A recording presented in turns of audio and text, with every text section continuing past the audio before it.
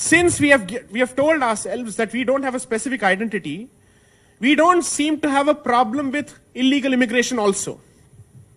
Because then we'll immediately cite an ancient Indian tradition. Atiti Devo Bhava, they have to come. How can we behave like this as far as these people are concerned? We have welcomed the Jews, we have welcomed the Afghans, we have welcomed the Tibetans. Why can't we welcome these people? Have Tibetans killed you? In all the years that Tibetans have lived in this country since the invasion of their country, have you heard one riot between Tibetans and Indians? At least in the name of religion. Jews have been living in this country for millennia. They too are a monotheistic faith. Have you heard of one problem between Jews and non-Jews? Parsis have lived in this country. They perhaps constitute the best definition of a minority because today their population is 60,000 and even going down. You've never had a problem as far as they are concerned.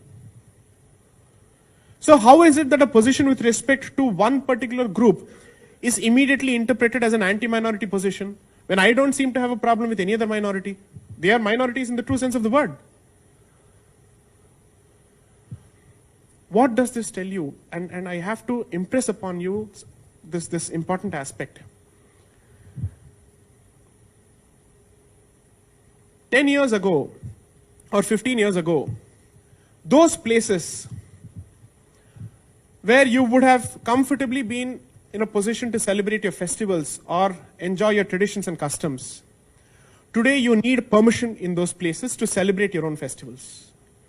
What has happened in Calcutta, what has happened in West Bengal, and the need for judicial intervention for you to be able to carry out your own processions and to celebrate your own festival is a wake-up call for the rest of the country.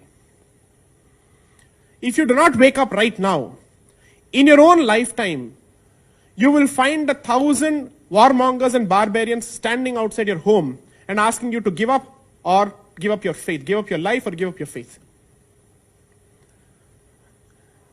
And if I don't know if how many people are even following the news in Kerala. Every day, almost 15 girls are being shipped to Syria. Almost 15 girls on a daily basis.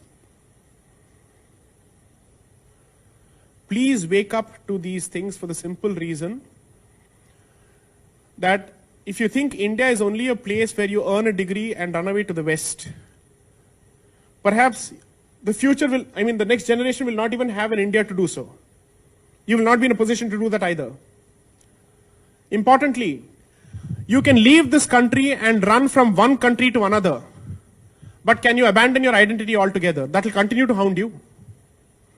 And someone who has a problem with your fundamental identity, it doesn't make a difference to him whether you're in India or any other place. As long as you don't give up that particular identity, he's going to come after you. Therefore, an Indic Renaissance is not an academic discussion. It is not a discussion meant for, let's say, wine tasting rooms, or it's not a discussion meant for just books. It has a very real relevance to the existential issues that face this country today. So my request would be that we need to choose for ourselves how do we wish to contribute to this Renaissance in one way or the other. You can either be the financiers of this particular movement, or you can be the influencers of this particular movement. You can be the thought leaders of this particular movement, or you can be the grassroots activist. But you must take part in this particular movement in one way or the other, because if you don't do so, your children will not live in the same India that you lived. And you certainly don't live in the same India that your parents lived. So as far as I'm concerned, action is most important. Choose for yourselves one area where you think you're in a better position to contribute and focus on contributing it in one way or the other. Me, as part of my work, and my team have chosen the legal and the constitutional means to contribute in whichever small way that we can to push forth our point of view. To push forth the point of view that the space for an Indic identity is being encroached increasingly, and there must be a constitutional resistance to it, and that's what we are doing. Please choose for yourself a certain forum, a certain field of activity, a certain area of expertise, and dig deep into it, and make sure that you contribute to it in one way or the other.